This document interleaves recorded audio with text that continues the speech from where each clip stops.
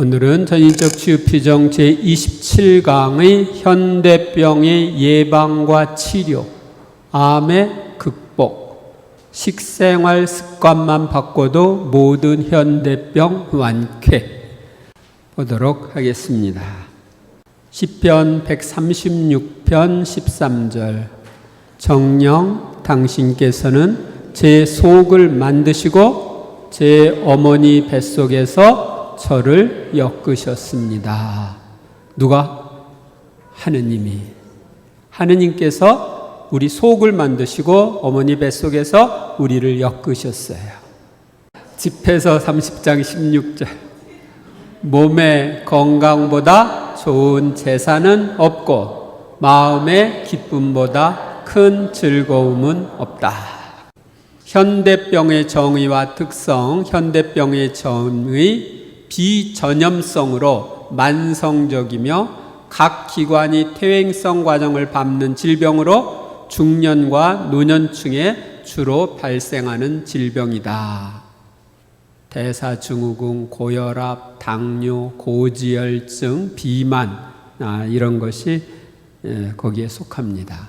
현대병의 종류, 대사증후군, 고혈압, 당뇨, 암, 또 뇌졸중, 고지혈증, 동맥경화, 만성신장염, 만성위장염, 만성간경화, 비만증, 만성호흡기 질환, 정신신경계 질환, 관절염 등이 있습니다. 그러니까 현대병 여러분들에게 해당되는 거 있습니까? 있으면 이제 잘 들으세요. 현대병의 특성, 발병, 초기에는 발병 시기를 알아내기 힘듭니다. 또 원인이 단일하지 않습니다. 단독으로 생기는 경우는 적고 복합적으로 발생합니다. 동맥경화와 고혈압이 함께 올 수 있고 관상동맥경화증과 협심증이 함께 올 수 있습니다. 확실한 원인을 규명할 수 없습니다. 또 초기 증상이 없습니다. 병의 진전, 발병 후 자각 증상 없이 진전됩니다. 또 만성적으로 진행됩니다. 완전한 치유는 어렵고 꾸준한 치료가 필요합니다. 성인병의 경과 속도는 사람에 따라 일정치 않습니다. 또 합병증 발병률이 높습니다. 치료, 완전한 치료가 안 됩니다. 정확한 치료 방법이 없고 자기 스스로 발병 관리를 해야 합니다. 정기적인 검진을 통한 질병 상태나 병적인 상태를 조기 발견해야 합니다. 부위에 따라 적합한 치료와 관리가 장기적으로 필요합니다. 이렇게 장기적으로 필요하다 보니까 다른 가족 구성원들에게도 영향을 줍니다. 현대병 대사증후군의 원인, 노폐물과 독성의 물질이 혈관 체내에 축적된 것이 주 원인입니다. 여기 보면은 혈관 체내에 이렇게 축적되는 모습을 볼 수가 있죠. 노폐물이 몸 안에 쌓이는 것의 원인이에요. 먼저 암은 주로 술, 고기, 스트레스 등으로 노폐물과 독성 물질이 쌓여 면역세포인 자동사살세포, 내추럴 킬러셀의 기능이 약화될 때 발생합니다. 암의 치유는 암세포 제거만으로는 불충분합니다. 육체적 환경을 바꿔 축적된 독성 물질을 제거하지 않는 한 치유가 안 되고 재발될 수 있습니다. 그래서 독성 물질, 노폐물 이게 제거가 우선입니다. 그 다음에 당뇨병은 체내에 노폐물이 쌓여 인슐린 등 호르몬 생산 능력의 저하로 생기는데 당뇨병의 치유는 혈관에 쌓인 노폐물로 인한 동맥경화를 고쳐야 근본적으로 치유가 됩니다. 동맥경화는 혈관 또 모세혈관에 콜레스테롤 같은 노폐물이 축적되어 단단하게 굳어지는 것을 말합니다. 당뇨, 고혈압의 발생 원인은 같습니다.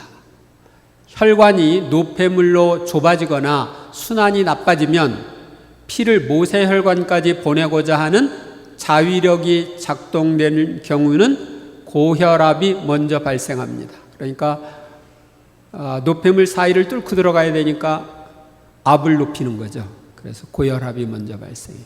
세포에 노폐물이 쌓여 자위력이 작동되지 못할 경우에는 당뇨가 먼저 발생합니다. 그러니까 다 공통점은 노폐물이 쌓이는 겁니다. 우리나라 당뇨 환자 85%는 췌장 기능이 정상이며 단지 생리적, 일시적, 정상적 고혈당이거나 인슐린을 활용하지 못해 혈당이 높을 뿐이기에 당뇨병이 아니라고 합니다. 이런 사람은 식이요법과 운동을 하면 되는데 약을 먹으면 췌장의 기능이 나빠져 진짜 당뇨 환자가 된다고 합니다. 그러니까 밖에서 인슐린이나 다른 약이 들어오니까 췌장이 나는 일하지 않아도 되겠다 그러면서 기능이 나빠지는 거죠. 그래서 나중에는 진짜 당뇨 환자가 되는 거예요. 우리나라의 진짜 당뇨 환자는 당뇨 환자의 15%라고 합니다. 동맥경화가 심해진 부분부터 합병증 발생, 동맥경화가 심해져서 피가 잘 안 통하는 기관에는 다음과 같은 병이 발생할 수 있습니다. 먼저 눈 쪽에 피가 잘 안 통하면 녹내장, 백내장이 올 수 있고요. 간에 안 통하면 쉽게 피로해지고 얼굴색이 바뀌죠.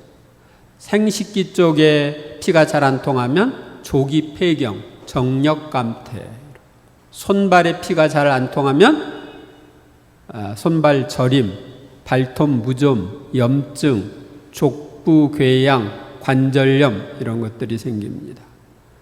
뇌혈관 쪽에 피가 잘 안 통하면 뇌졸중, 뇌출혈, 치매 이런 것이 옵니다. 심장 쪽에 이제 피가 잘 안 통하면 동맥경화가 되어서 피가 잘 안 통하면 협심증, 심근경색, 심장마비 이런 것이 옵니다.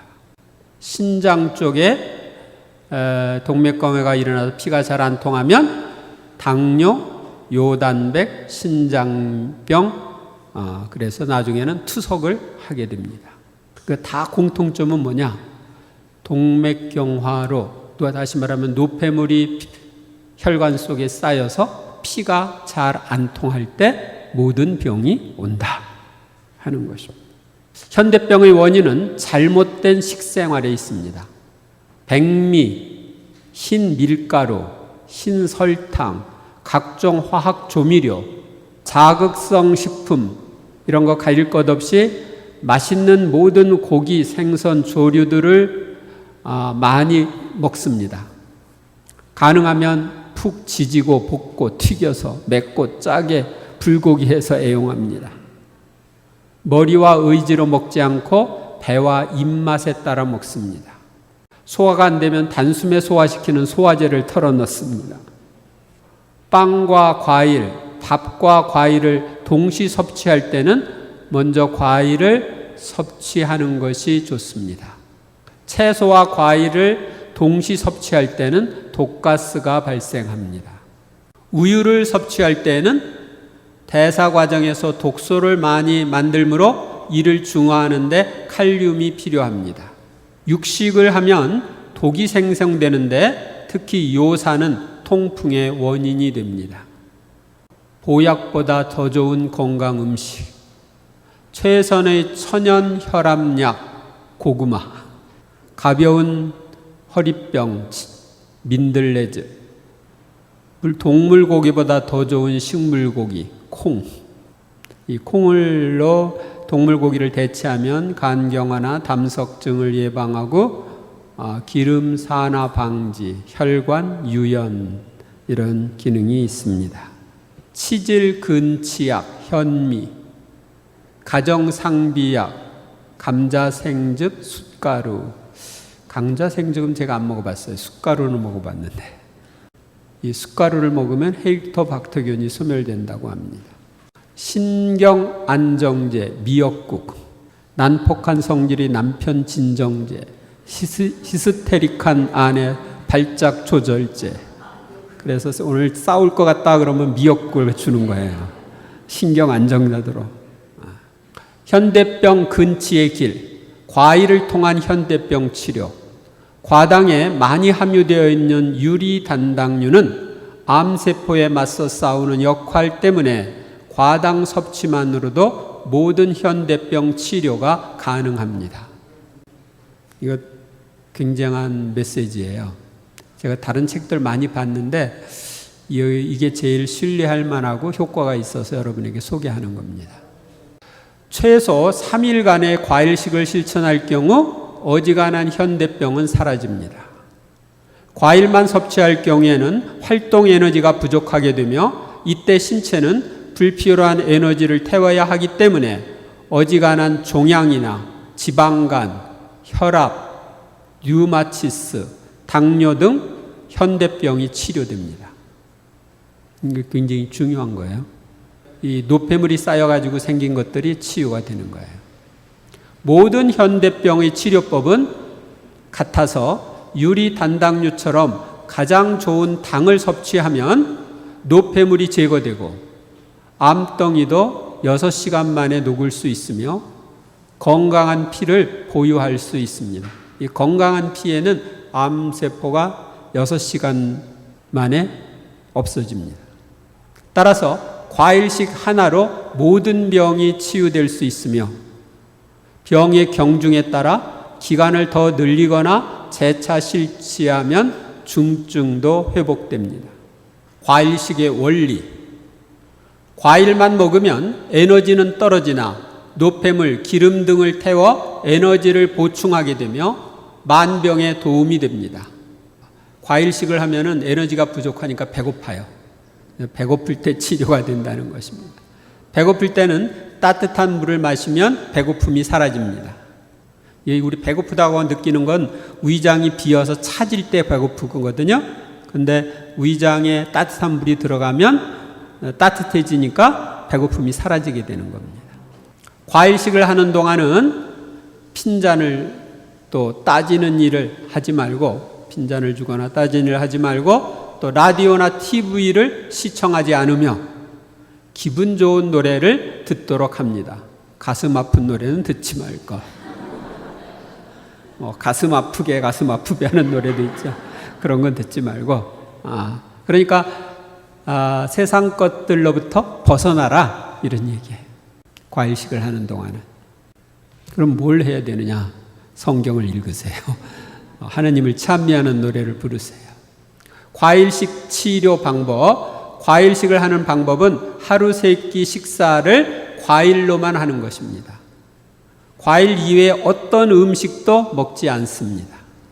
같은 군에 속하는 과일은 먹어도 되나 다른 군의 과일과 섞어 먹으면 가스가 발생하므로 한 끼에 한 가지 과일만 먹고 몇 끼마다 다른 과일을 먹습니다. 과일을 보면은 나무에서 나는 거하고 채소류가 있는데 나무에서 나는 단과일은 바나나, 배, 감, 대추, 망고, 파파야, 앵두, 무화과 이런 것이고요. 신과일은 사과, 포도, 귤 종류, 매실, 모과, 복숭아, 자두, 키위, 머루, 석류, 레몬, 블루베리, 체리 등등. 그 다음에 채소로 나오는 단과일은 수박, 참외, 허니두, 캡탈톱, 뭔지 난 잘 몰라요. 이게 미국이나 이런 데 나오는 것 같은데. 신과일, 딸기, 토마토, 파인애플. 한 끼의 양은 양껏 섭취할 할 수 있습니다. 곡식과 함께 섭취하면 우리가 과식을 하지만 과일식만으로는 어느 정도 양이 차면 목에서 넘어가지 않아 절대 과식이 안 된다고 합니다. 그러니까 과일은 과식이 안 된다. 그러니까 배불리 먹어도 아무 말 안 해요. 식사 시간 간격은 5시간을 유지합니다. 식사를 하면 보통 위에서 2시간 소화를 시키고 소장으로 보내서 2시간 소화를 시킵니다. 위와 소장은 동시에 일하지 않으며 위가 활동하면 소장은 쉽니다. 이게 굉장히 중요한 얘기인데요. 그러니까 위가 활동하면 소장이 쉬어요. 그래서 중간에 간식을 먹으면 소장으로 들어갔던 음식이 그대로 정체되어 있어요. 따라서 식사 간격을 지키지 않고 간식을 하면 30% 정도가 소화가 안 되고 쌓이며 위장병도 낫지 않습니다. 간식은 안 좋다. 그 다음에 과일을 먹을 때 유의할 점, 당뇨 환자는 과일 중에서도 감은 먹지 않습니다. 중풍병력자의 경우 맵기 아몬드를 여자는 5개, 남자는 7개씩 과일과 함께 섭취합니다. 사과 등 신과일이 더 좋지만 위산과다나 신맛을 싫어하는 사람은 단과일을 먹어도 무방합니다. 위산과다 환자는 단과일을 먹습니다. 과일식 중 견과류나 아보카도 등 말린 과일은 삼가합니다. 말린 과일은 과일이 아니라 음식에 속합니다. 과일식을 할 때는 술, 담배, 커피, 간식은 절대 금물입니다. 과일식 3일째면 최고의 컨디션을 유지할 수 있습니다. 신장 투석 환자나 암 환자는 7일 이상 과일식을 합니다. 모든 과일은 농약의 제거를 위해 밀가루를 풀어 닦은 후 씻습니다. 과일식을 할 때 지켜야 할 것들, 과일식 첫날부터 모든 약을 끊습니다. 비타민까지. 단, 혈압, 심장 환자의 의사 처방은 이튿날까지 복용하고 3일째부터 중단합니다. 그러니까 이틀은 과일식할 때 혈압약이나 심장에 관계되는 약을 먹고 3일째부터는 끊는 거죠. 약이 들어가면 내 몸이 일을 하지 않습니다. 과일식을 하는 동안은 나올 것이 거의 없으므로 절대로 관장을 하지 말고 정상 식사를 할 때까지 부부 관계도 금합니다. 공복에 따뜻한 물을 2잔씩 하루 8잔 이상 마십니다.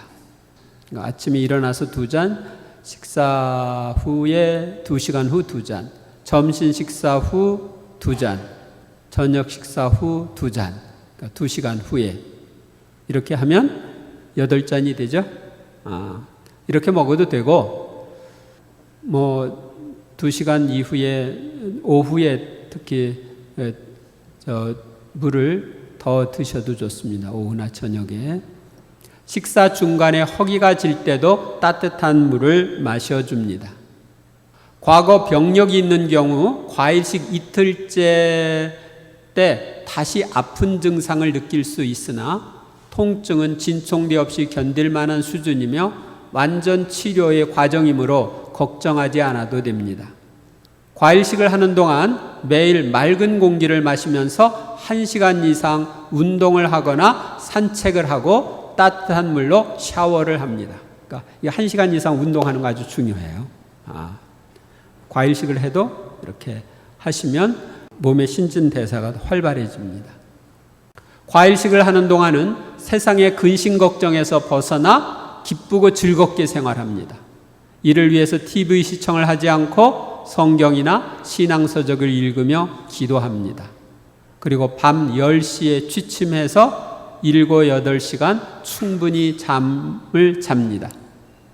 잠이 오지 않으면 그냥 누워라도 있습니다.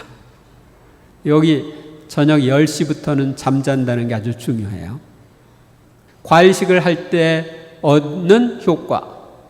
먼저 당뇨병의 변화.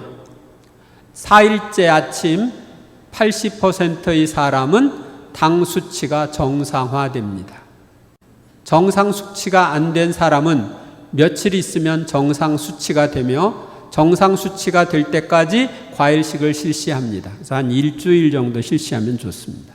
20%의 사람은 혈압이나 당이 약간 상승하지만 2, 3일 후부터는 정상으로 돌아옵니다. 췌장의 윗부분이 상한 사람은 꼬리 부분에서 인슐린이 분비됩니다. 이 과일식을 하면요. 췌장을 제거한 사람은 지방 피질에서 인슐린이 분비됩니다. 그래서 나중에 인슐린을 안 먹어도 됩니다. 안 맞아도 됩니다. 몸의 변화. 세수할 때 피부가 부드러워진 것을 느낍니다. 피부가 부드러워진 것은 속이 정상화되었다는 표시입니다. 몸 안에 각종 종양, 작은 폴립, 자가 면역 질환인 루푸스, 심지어 작은 암들이 괴멸됩니다. 협심증, 관절염 통증이 사라집니다. 알러지 증상과 아토피 피부염이 없어지거나 호전되는데 우유 제품을 완전히 끊어야 치유됩니다. 간이 나빠 병색이 짙었던 얼굴색이 건강 혈색으로 회복됩니다. 그리고 시력이 많이 좋아집니다. 혈액 검사 시 99%가 정상으로 나옵니다. 1년에 2번 이상 과일식을 하면 몸 전체 세포가 5년에서 10년 젊어집니다. 회춘의 방법입니다. 이런 좋은 방법이 있는데 왜 안 쓰지? 기타 변화, 항암 치료 부작용이 없어지거나 호전됩니다. 죽었던 뇌세포, 신장세포가 재생되고 간질, 투석 치료에 도움이 됩니다. 과일식 후 섭식법대로 하면 평생 현대병에 걸리지 않습니다. 어떻게 섭식을 해야 될까? 이따 보겠습니다. 과일식을 한 후 치료를 받은 사람이 유의할 점. 과일식 이후, 과일식 후 섭식법대로 음식을 먹고 한 달간은 모든 반찬을 채식으로 합니다. 초식동물이나 비늘과 지느러미가 확실한 생선을 섭취해야 합니다. 고혈압과 심장병 환자는 1년 동안 3,000피트 이상의 높은 곳에 운전하거나 숙박하지 않습니다. 꼭 가야 할 때는 그날만 평소 먹던 약의 반만 먹습니다. 당뇨병 환자는 16과탕을 한 달 후에 복용하기 시작합니다. 만드는 방법은 여러분이 가지신 교재 부록 2를 참조하시기 바랍니다. 책이 없으신 분은 이따가 저기서 구하실 수 있습니다.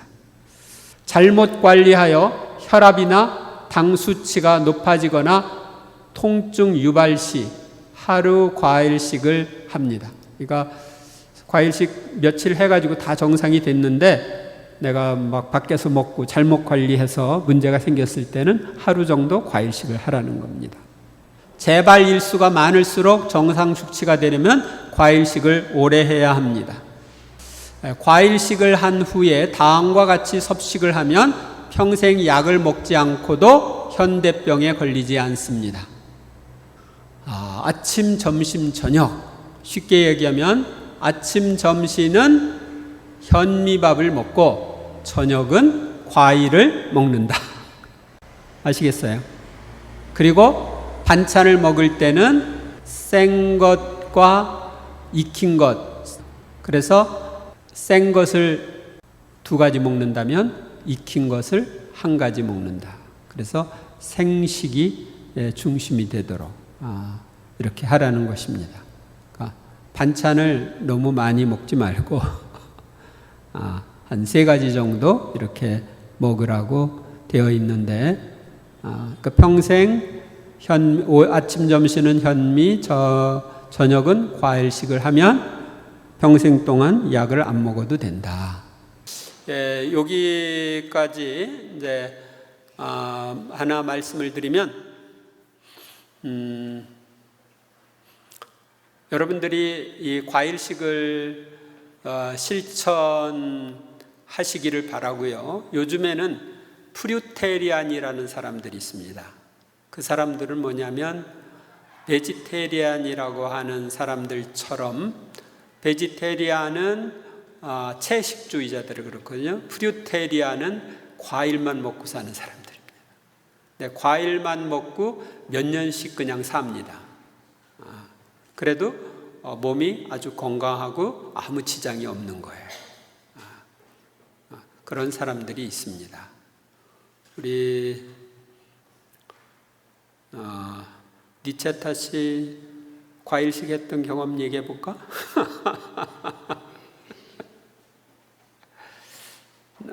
여기 앞에 마이크로 얘기해도 되고.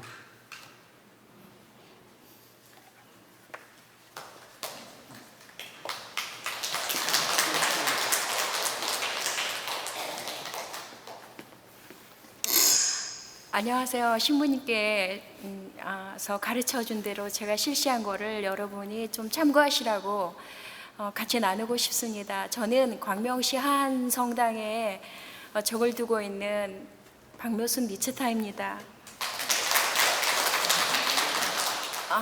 제가 2017년도 그 전인추 피정 때에 처음으로 이 신부님 말씀을 듣고 우리 집에 가서 저희 남편이 10년 동안 그 혈압약을 먹고 있었습니다. 직장에서 스트레스를 많이 받고 또 아무래도 사회 활동을 하다 보니까 밖에 나가서 같이 이제 이런 시중에서 파는 그런 음식, 그러니까 신부님께서 하시는 게 아니라 완전히 섞어진 그런 음식을 주로 하시다 보니까 혈압이 높아졌는데요.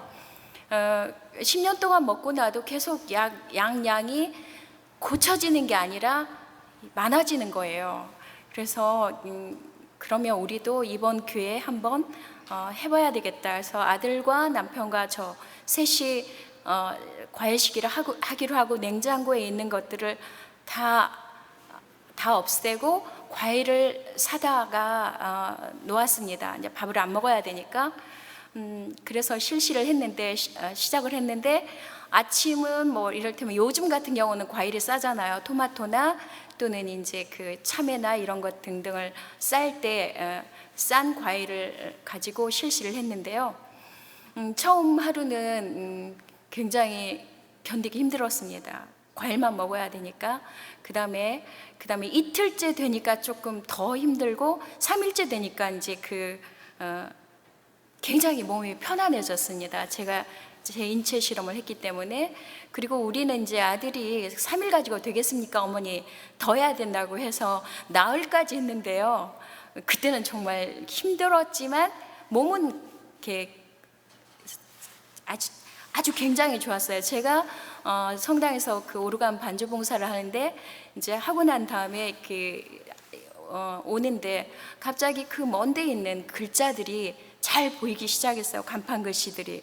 이게 왜 그러는가 봤더니 제가 과일식에서 피가 조금 맑아졌던가 봐요. 그래서 눈이 밝아지고 그다음에 저희 남편 혈압이 정상으로 뚝 떨어졌습니다. 이제 불안해서 이제 그 전자 혈압계를 사다 놓고 재가면서 했는데 정말 거짓말처럼 정상 혈압이 딱 되는 거예요. 그래서 혈압약을 끊었고요. 그리고 저희 아들이나 저나 체중이, 저는 3kg가 빠졌고 아들은 4kg, 남편도 체중이 쭉 빠지더라고요. 그래서 몸이 가벼워졌고, 그래서 저희 집은 저희 남편이 혈압약으로부터, 의사 선생님은 항상 한번 먹기 시작하면 꾸준히 먹어야 된다 이렇게 말씀을 하시는데 그건 고치는 게 아니잖아요. 그래서 그렇게 말씀을 하셨는데 신부님 말씀을 듣고 우리 집에 식구대로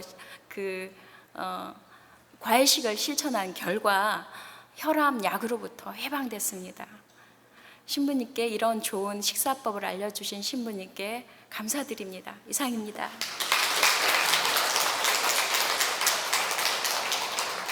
네, 여러분도 실천하셔서 도움을 받으시기 바랍니다.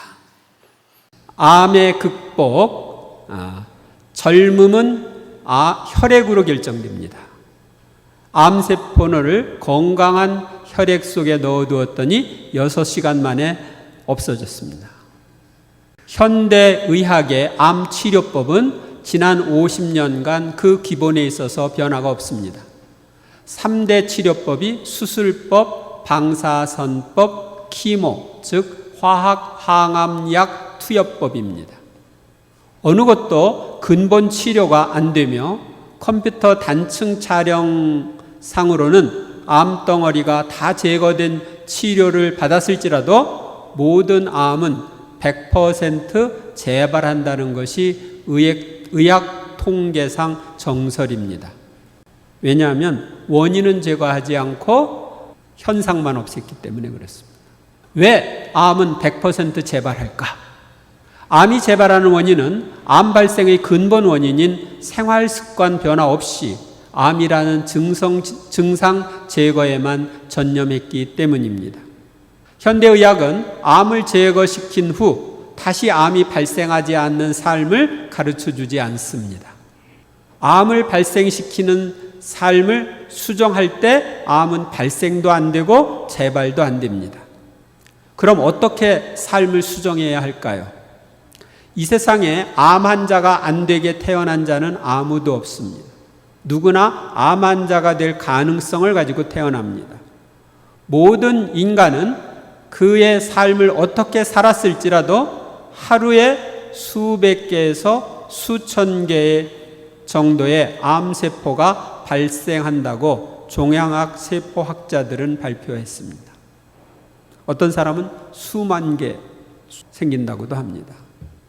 이 암세포들이 1억 개, 아니야, 10억 개, 10억 개가 뭉치면 무게 1g짜리, 다시 말하면 1.3제곱센티미터의 이상의, 그러니까 그 정도의 암이 CT에 보이는 거예요. 아, 1cm 정도 암이구나 하면은 암세포가 10억 개 뭉친 거다. 이렇게 생각하십니다. 그래서 암 전문의들은 매일 발생하는 500개, 그냥 500개라고 표현을 했는데 사실은 몇 사람에 따라서 다르고 몇백 개에서 몇천 개 이렇게 생각하시면 됩니다.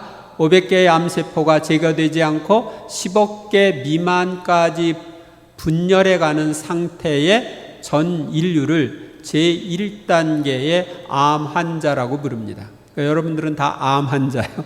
암세포가 있으니까. 그리고 10억 개 이상의 암세포가 발견된 사람을 제2단계 암 환자라고 부릅니다. 1cm 뭐 이렇게 나타나면은 한 곳에서 다른 기관으로 전이된 사람을 제3단계 암 환자라고 진단합니다. 그래서 1단계 여러분들은 암 환자고, 암이 발생해서 한 곳에 있는 사람은 2단계고 전이된 사람은 3단계 암 환자다. 그러므로 현대를 살아가는 모든 인간은 나는 현재 1단계 암 환자이며 나도 언제든지 2단계의 암 환자가 될 수 있다는 점을 명심해야 합니다. 암 발생도 안 되고 재활도 안 되는 길 알고 싶죠? 인체는 놀라운 자생력과 자기 보호 메커니즘을 가지고 있습니다. 체구에 따라 차이가 있지만 약 100조 개 전후로 세포를 가지고 있는 성인 한 사람이 세포 분열 과정에서 매일 약 500개 정도의 돌연변이 암세포가 발생되는데 이는 걱정할 필요가 없습니다. 왜냐하면 암세포가 발생할 때마다 쏜살같이 달려가서 다른 세포에는 없는 퍼포린이라는 물질을 암세포에 쏘아서 암세포 벽을 뚫어내고 4, 5분 내에 괴멸 용해시키는 자동 사살세포라는 백혈구가 있기 때문입니다. 이 백혈구가 가서 암세포를 죽이는 거예요. 이 내추럴 킬러 셀이라고 하는 NKC가 괴멸시킨 암세포의 미세 찌꺼기를 대식세포가 먹어치워 땀이나 소변, 대변 배출 시 밖으로 배출시킵니다. 그래서 몸은 암세포가 하나도 없는 상태를 유지하게 됩니다. 나타나자마자 가서 죽여서 없애버리니까. 그러므로 NKC가 면역력, 즉 암세포 괴멸력을 100% 발휘하도록 살면 제2단계의 암 환자가 되지도 않고 또 암 환자가 된 후 수술, 방사선, 키모 치료로 암세포를 다 제거한 후 재발되지도 않습니다. 그렇다면 이 내추럴 킬러 셀이라는 이 세포의 면역력을 100% 발휘하도록 이걸 지속하는 방법이 뭘까요? 자동사살세포의 암 괴멸력 지속 및 신장법. NKC는 암세포를 공격하다가 지치면 옆으로 뻔히 암세포가 지나가도 공격하지 않고 내버려 둡니다. 매일 발생하는 500개의 암세포 중에 200개쯤 죽여가다가 지치면 공격을 멈춥니다. 그래서 남은 300개의 암세포는 배로 증식하여 600개가 되고 다음 날 발생하는 500개의 암세포와 합하여 1100개가 됩니다. 이런 식으로 증식을 거듭하여 10억 개가 되면 병원에서 제2단계 암 환자로 진단됩니다. 왜 NKC가 암세포를 공격하지 못할 만큼 지치는가? 첫째는 육체적 요인으로 정상세포가 싫어하는 음식들을 지속적으로 먹거나 몸을 쉼없이 무리하게 학대할 때입니다. 술을 마시면 간에서 해독할 때까지 자동사살세포가 활동을 못합니다. 해독될 때까지 암세포를 못 죽이는 거예요. 술을 먹으면. 그래서 암 환자는 술 먹지 마라. 둘째는 정신적 요인으로 과도한 스트레스와 걱정, 불안으로 마음속에 용기가 꺾이고 희망이 사라질 때입니다. 그래서 스트레스로부터 벗어나야 되죠. 그러면 어떻게 해야 자동사살세포의 암세포 괴멸력을 100% 발휘하게 할 수 있나?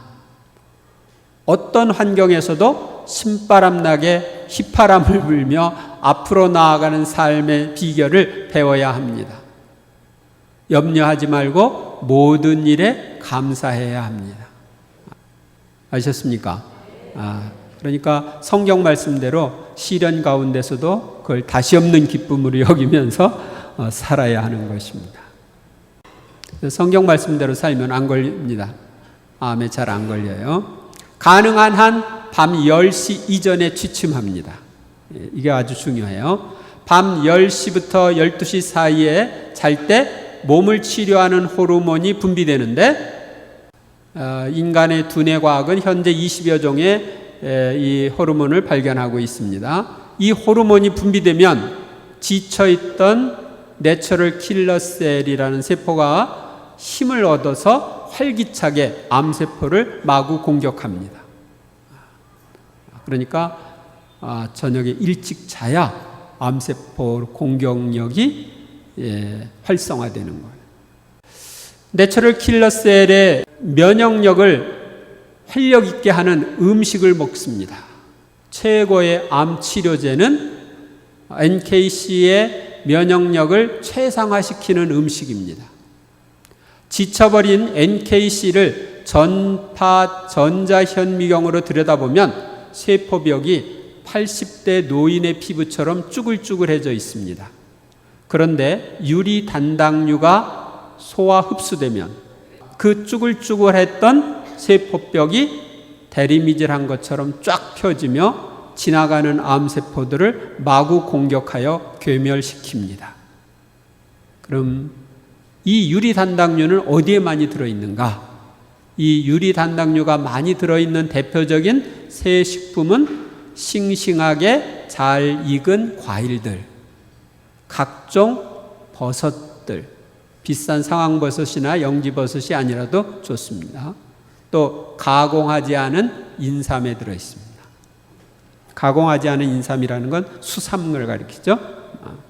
제철에 나오는 과일들을 자주 많이 먹을수록, 버섯 반찬을 자주 해 먹을수록, 인삼을 많이 먹을수록 암이 발생되지도 않고 발생되었어도 제거한 후 재발되지 않고 살 수 있습니다. 시중에 파는 정제된 과당은 과당의 효과가 없고 음료수나 패스트푸드에 들어있는 액상과당은 내 분비계를 교란시켜 과식을 하게 하고 혈관을 약하게 합니다. 그런데 이제 패스트푸드점에서는 이런 자기들 많이 팔아야 되니까 이런 액상과당을 쓰는 거예요. 암 치료 보조제, 상기 두 가지의 방법을 잘 실천하고 유리 단당류가 많이 든 과일, 버섯, 인삼을 잘 먹어 NKC의 암세포 교멸력을 극대화시켜 놓았을지라도 암세포가 1억 개 이상 모여 있으면 내추럴 킬러 셀이 공격하기를 어려워합니다. 이때 무리지어 덩어리된 암세포를 직접 죽이지는 못하지만 NKC가 공격할 만큼 잘게 부수어 놓는 물질이 플라보노이드라는 물질입니다. 이 플라보노이드는 녹색 식물에 많이 들어 있습니다. 비료나 농약을 주어 키운 녹색 식물보다 유기농으로 키운 녹색 식물에 플라보노이드가 7배나 더 많이 들어 있습니다. 또 노지에서 자란 데 많이 들어 있습니다. 그동안 녹즙이 암세포를 죽이느냐 아니냐로 의견이 분분했습니다. 이제 그 메커니즘이 밝혀졌는데 녹즙의 플라보노이드는 암세포를 직접 죽이지는 못해도 암세포를 잘게 부수어 NKC가 괴멸시키기 쉽게 해주므로 암 환자에게 유용하다는 것이 증명되었습니다. 그러니까 녹즙을 직접 해서 먹으면 암세포를 괴멸시키는데 이 플라보노이드가 도움을 주는 거죠. 그래서 여러분들이 이제 나는 자연인이다 이런 프로에 보면은 암을 가지고 있다가도 자연 속에 들어가서 낫는 경우들을 볼 수 있죠. 그 자연에 있는 그 플라보노이드가 많이 든 녹색 식물들을 먹고 또 보통 그 사람들을 보면은 같이 가족이 사는 게 아니라 혼자 살죠. 그 근심 걱정으로부터 벗어나는 거예요. 스트레스로부터 벗어나는 거예요. TV도 안 보고 그러다 보니까 건강을 회복하는 거죠. 암에 대한 정보들, 존스 홉킨스 대학의 암에 관한 최신 소식. 아래는 암에 대한 기본적인 생각과 치료법에 대하여 존스 홉킨스 대학, 미국 대학입니다. 대학이 최근 발표한 내용입니다. 그 내용을 제가 조금 정리를 했습니다. 먼저 사람의 암세포. 모든 사람들은 몸에 암세포를 가지고 있습니다. 이 암세포들은 스스로 수십억 개로 복제될 때까지 일반 검사에는 나타나지 않습니다. 의사가 치료 후 암 환자에게 더 이상 암세포가 없다고 말하는 것은 암세포를 찾아내지 못했다는 것을 의미할 뿐입니다. 왜냐하면 그 암세포가 발견되지 못할 크기로 작아졌기 때문입니다. 암세포들은 사람의 수명기간 동안 6배에서 10배 이상까지 증식합니다. 사람의 면역체계가 충분히 강할 때 암세포는 파괴되며 증식되거나 종양을 형성하는 것이 억제됩니다. 암에 걸리면 복합적인 영양결핍이다. 사람이 암에 걸리면 복합적인 영양결핍을 보입니다. 이것은 유전적, 환경적, 식생활 그리고 생활습관상의 요인들에 의한 것입니다. 복합적인 영양결핍은 이것을 극복하기 위해 건강보조식품을 포함한 식습관을 바꾸는 것이 면역체계를 강화시켜줍니다. 항암요법의 문제점들. 주사요법은 급속히 성장하는 암세포를 독살하는 것입니다. 그러나 골수, 위장 내관 등에서 급속히 성장하는 건강한 세포 역시 파괴할 뿐만 아니라 간, 콩팥, 심장, 폐 등과 같은 기관까지도 손상을 줄 수 있습니다. 또한 방사선 치료요법은 암세포를 파괴하는 동시에 건강한 세포 조직, 기관 역시 태우고 흉터를 내며 손상을 입힙니다. 화학적 요법과 방사선의 주요 처치는 종종 종양의 크기를 줄이기는 합니다. 그러나 화학적 요법과 방사선의 오랜 사용은 더 이상 악성 종양 파괴를 가져오지 않습니다. 치료의 한계입니다. 계속 하다 보면 얘들도 면역력이 생겨가지고 이제 더 이상 안 되는 거예요. 인체가 화학적 요법과 방사선으로부터 너무 많은 독한 부담을 가지면 사람의 면역 체계는 굴복하거나 파괴되고 맙니다. 또한 사람은 다양한 감염과 합병증에 의해 쓰러질 수 있습니다. 그래서 암을 고치다가 합병증으로 죽는다. 화학적 요법과 방사선은 암세포를 돌연변이시킬 수 있으며 저항력을 키워 파괴되기 어렵게 만들 수 있습니다. 수술 역시 암세포를 다른 곳으로 전이시킬 수 있습니다. 암과 싸우기 위한 효과적인 방법. 암과 싸우기 위한 효과적인 방법은 암세포가 증식하는 데 필요한 영양분을 공급하지 않음으로써 암세포를 굶어 죽게 하는 것입니다. 그럼 암세포 영양분이 뭐냐? 먼저 설탕. 설탕은 암을 키웁니다. 설탕 섭취를 줄이는 것은 암세포에 영양분을 공급하는 중요한 한 가지를 없애는 것입니다. 좋은 자연적 대용품은 마누카 꿀 또는 닭밀이지만 이것도 매우 적은 양이어야 합니다.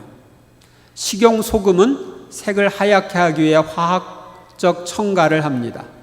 좋은 대용품은 죽염 또는 천일염 이런 것입니다. 우유는 인체, 특히 위장 내관에서 점액을 생산하게 합니다.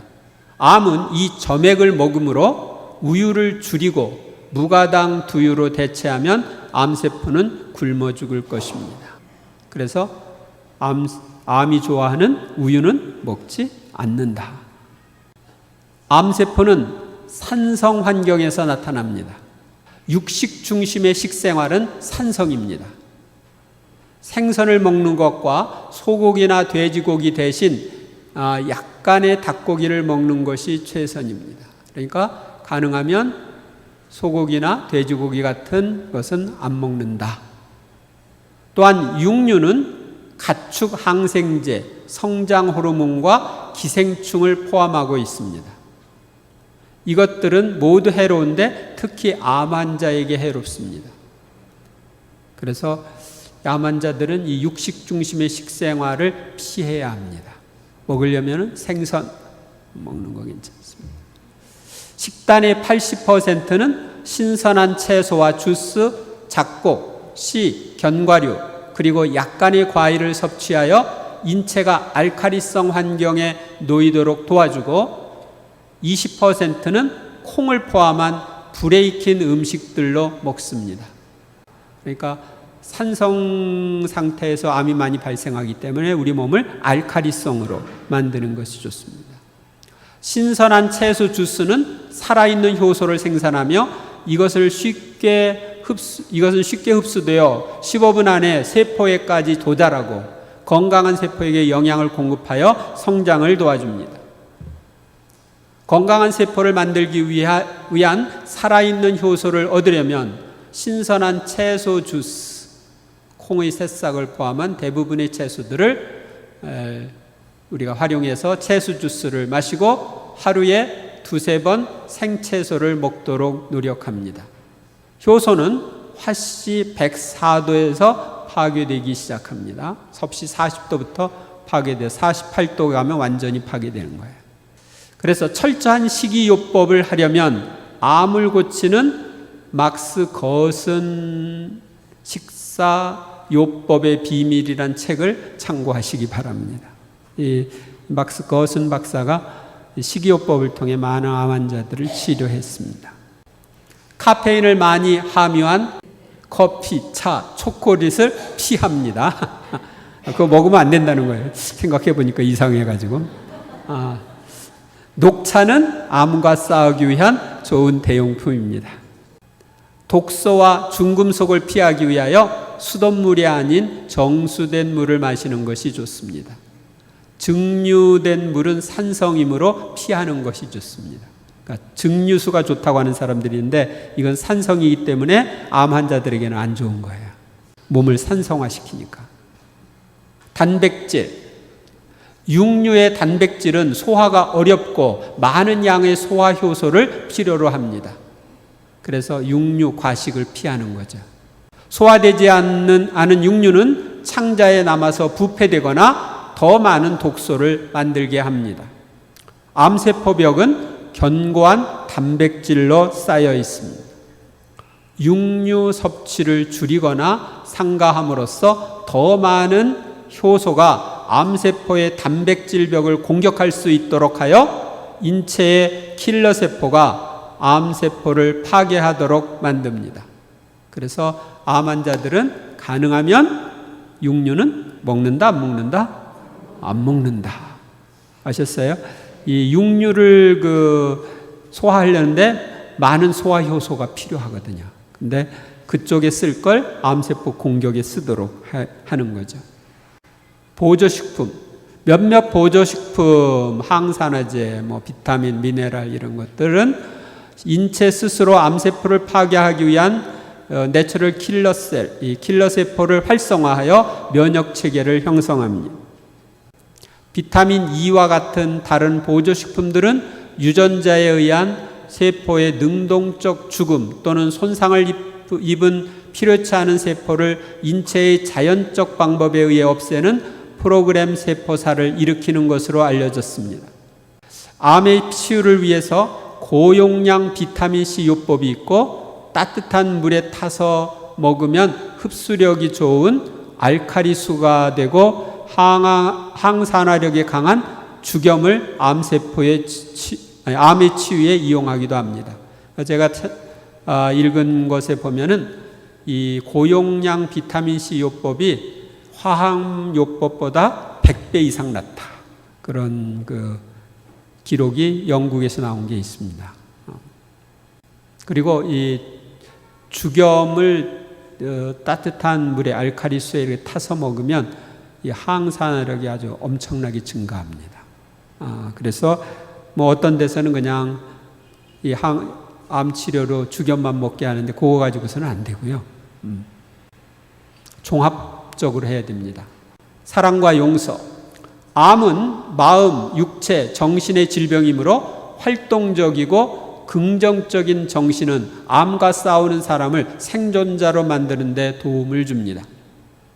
분노, 불관용, 비난은 인체를 스트레스와 산성의 상태로 만들므로 사랑하고 용서하는 정신을 배워야 합니다.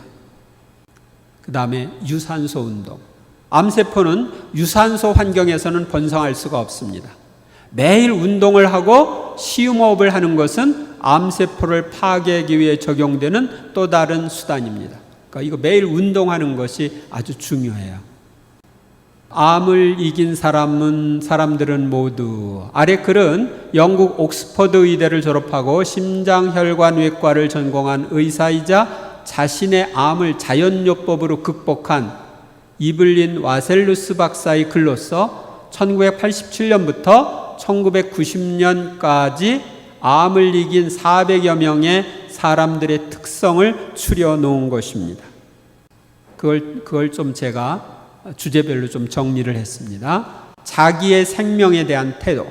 암을 이긴 사람들은 모두 누구는 살고 누구는 죽고를 말할 수 있는 권위를 가진 사람은 아무도 없으며 누가 언제 죽을 것이라고 시기를 말할 수 있는 사람도 없다는 것을 알고 있었다. 그러니까 의사가 몇 개월 남았습니다. 그것에 마음을 두지 말라는 것이에요. 암을 이긴 사람들은 모두 강한 자기 이미지로 태도를 바꾸었다. 치료적인 면. 암을 이긴 사람들은 모두 치료 결과에 높은 기대감을 가지고 있었고 자신의 치유를 스스로 관리했고 스스로 개발과 치료에 대한 공부를 게을리하지 않았다. 그래서 자기가 준 의사가 되어야 되는 거예요. 거기에 대해서 전문가가 되어야 되는 거죠. 암을 이긴 사람들은 모두 기성암 치료법을 거부했으며 그러니까 수술, 항암, 또 방사선 이런 것이 이제 기성암 치료법이거든요. 이걸 거부했으며 치료약을 거부했다.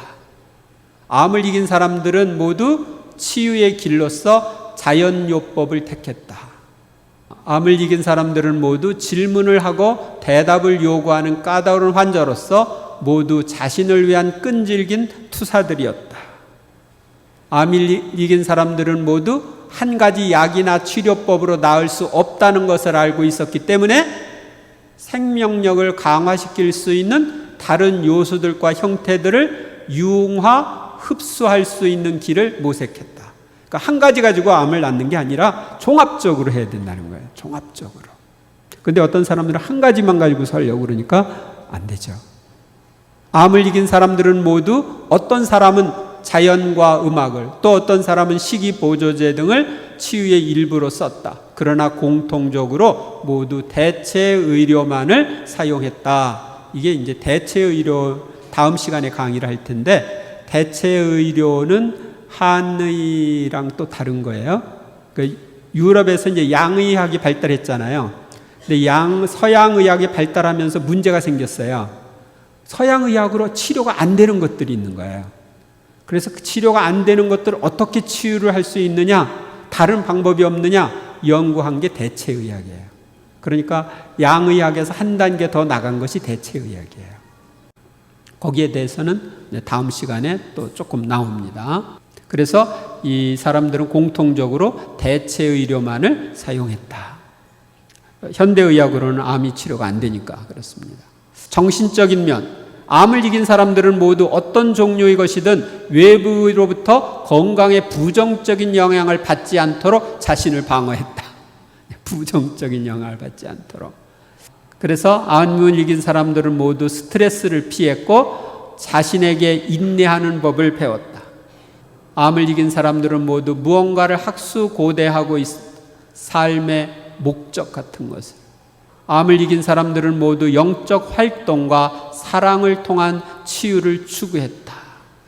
암을 이긴 사람들은 모두 내적으로 고요함을 지키는 법을 찾아내었고 유머 감각을 늘 지켰다. 늘 키웠다. 여기서 이제 하나 제가 이야기하고 싶은 게 있는데, 여러분들 테레사 효과라고 하는 게 있어요. 암 환자들에게 테레사 효과 뭔지 아세요? 몰라요? 암 환자 30명을 데려다 놓고 그 사람들한테 이제 의사가 이 사람은 몇 개월 못 산다. 1년, 2년, 길게는 2년까지 할 수 있지만 몇 개월에서 2년 정도 그것밖에 못 산다고 해서 그 사람들에게 제안을 했다고 합니다. 여러분들이 남은 여생을 편안하게 리조트 같은 데서 쉬면서 즐기면서 보내기를 원하느냐, 아니면 여러분보다 더 고통 속에 있는 사람들에게 봉사하면서 보내기를 원하느냐. 그랬을 때 20명은 편안하게 지내면서 죽음을 맞이하겠다 그랬고, 10명은 자기보다 어려운 환자들, 고통스러운 사람들에게 봉사하며 살다가 가겠다 그렇게 결정을 했다고 합니다.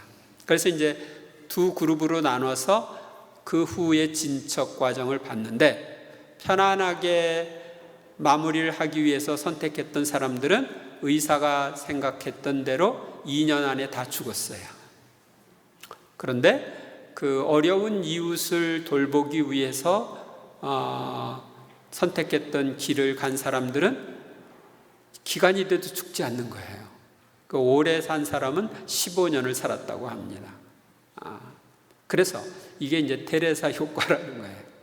자기보다 어려운 이웃을 위해서 봉사하는 이런 삶의 목적을 가지고 있었을 때 암이 진전되지 않고 오래 살 수 있는 것을 가리킵니다. 기타 노력. 암을 이긴 사람들은 모두 어떤 형태이건 간에 운동을 하였다. 암을 이긴 사람들은 모두 자신의 파괴적인 생활 습관을 버렸다. 암을 이긴 사람들은 모두 새로운 친구 관계를 개발하였다.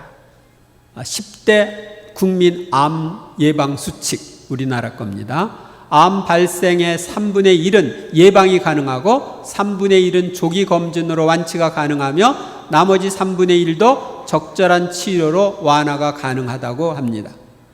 이와 관련해 보건복지부가 예방 가능한 3분의 1의 암 발생을 막기 위해 국민에게 암의 위험 요인이 무엇이고 어떻게 암을 예방할 수 있는지를 알리기 위해 일상생활에서의 건강생활 실천을 주요 내용으로 하는 10대 국민 암 예방 수칙을 제정해서 발표했습니다. 읽어보겠습니다. 1.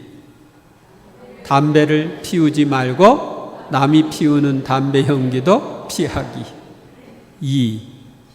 채소와 과일을 충분하게 먹고 다채로운 식단으로 균형 잡힌 식사하기. 3. 음식을 짜지 않게 먹고 탄 음식을 먹지 않기. 4. 술을 마시지 않기. 5. 주 5회 이상 하루 30분 이상 땀이 날 정도로 걷거나 운동하기. 6. 자신의 체격에 맞는 건강 체중 유지하기. 7. 예방접종 지침에 따라 B형 예방접종 받기. 8. 성매개 감염병에 걸리지 않도록 안전한 성생활하기. 9. 발암성 물질에 노출되지 않도록 작업장에서 안전보건수칙 지키기. 10. 암 조기 검진 지침에 따라 검진을 빠짐없이 받기. 그래서 여기 그 10가지 수칙에 보면은 담배하고 술 나오죠. 이 담배하고 술은 세계보건기구가 정한 일종 발암물질입니다. 확실히 병에 걸린다는 것을 얘기해요. 탄 음식도 그렇습니다. 유방암을 일으키는 브래지어 착용 자제. 여성분들 중에는 유방암이 걱정되어 가슴에 멍울이 만져지지 않는지 늘 살펴본다든지 하는 사람들이 있는데요. 이 브래지어를 자주 착용하는 여성들은 유방암 발생률이 높아지기 때문에 매우 조심해야 합니다. 브래지어와 유방암과의 관계는 1995년 미국의 의학 인류학자 시드니 로스 싱어와 그의 아내 소마 그리스마지어가 펴낸 책에서 처음으로 공론화되었습니다. 이들은 유방암이 있는 2056명의 여성과 건강한 여성 2674명의 브래지어 착용 습관을 인터뷰하여 다음과 같은 결과를 도출했습니다. 하루 24시간 브래지어를 착용하는 사람은 유방암 발생률이 4분의 3, 그러니까 4명 중에 3명은 유방암이 걸린다는 거죠. 하루 12시간 이상 브래지어를 착용하지만 잘 때는 착용하지 않는 사람은 7명 중에 1명이 걸리고, 하루 12시간 이하 브래지어를 착용하는 사람은 152분의 1, 브래지어를 거의 착용하지 않거나 전혀 착용하지 않는 사람은 168분의 1, 암 발생률이 이렇게 되는 겁니다. 이들 연구를 요약하면 24시간 브래지어 착용하는 여성과 전혀 착용하지 않는 여성의 암 발병률 차이는 125배입니다. 브래지어를 착용할수록 유방암 발병률 높은 가장 큰 이유는 브래지어가 림프액의 정상적인 흐름을 막기 때문입니다. 이 림프의 순환은 운동량에 비례합니다. 장시간 앉아서 일하거나 여행하면 발과 발목이 부어오르는 것도 림프의 순환이 거의 안 되기 때문입니다. 브래지어를 착용하면, 특히 와이어가 든 브래지어를 착용한 채 잠을 자게 되면 브래지어가 정상적인 림프의 흐름을 막고 산소 결핍증을 일으키면서 암을 유발합니다. 그러니까 암은 산소가 부족한 데서 생겨요. 여성은 걷거나 달릴 때 매 걸음마다 가슴이 운동할 수 있도록 창조되었습니다. 움직이고 걷고 달릴 때 유방은 움직이면서 마사지되고 림프의 흐름은 증가하며 따라서 세포 대사에서 생기는 독소와 노폐물이 청소됩니다. 림프의 흐름 외에 또 하나의 원인으로는 온도를 들 수 있는데, 유방은 인체의 외부 기관으로서 다른 것보다 체온이 낮아야 하는데 브래지어를 착용하게 되면 온도가 높아집니다. 이처럼 온도가 높아지면 호르몬의 기능을 변화시키는데 이것이 암을 유발하는 원인이 되지 않는가 하고 추정하고 있습니다. 이건 추정이에요. 맺은 말. 지금까지 현대병의 예방과 치료, 암의 극복에 대해 살펴보았습니다. 그동안 배운 것들 중에 자신이 실천해야 할 것을 실천하여 건강한 생활을 하도록 하시기 바랍니다. 영광이 성부와 성자와 성령께, 성부와 성자와 성령의 이름으로 아멘.